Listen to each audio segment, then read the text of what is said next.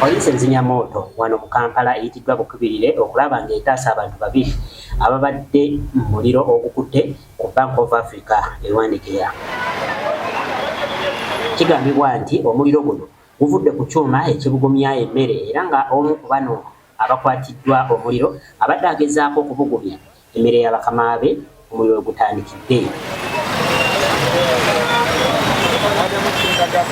Omuliro we gukutte abantu bano ababiri gubadde mungi nnyo era nga balabiddwako nga badduka emisinde okuva mu banka eno nga basaba obuyambi ebweru naye nga tewali ayamba. Amyuka omwogezi wa poliisi mu Kampala n'Emirano Lukosi Gire atutegeezezza bakyagenda mu maaso n'okunoonyereza ku nsonga eno ey'omuliro era nga byonna ebigenda okuvaayo bigenda kuba nga bibategeezebwa.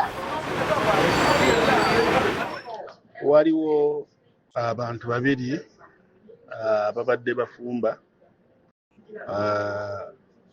gaasi n'abookya ne bafuna ebisago naye nga si byamaanyi.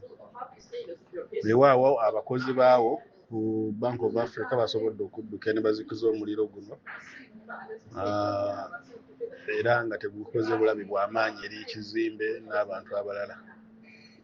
Naye ng'okunoonyereza kwo kutandise okumanya ensonga eno evudde ku ki. Tujja bba tubabulira ebisingako abaana waliwo ekipya ekizuuse mu kunoonyereza kwe tuli mu kukola.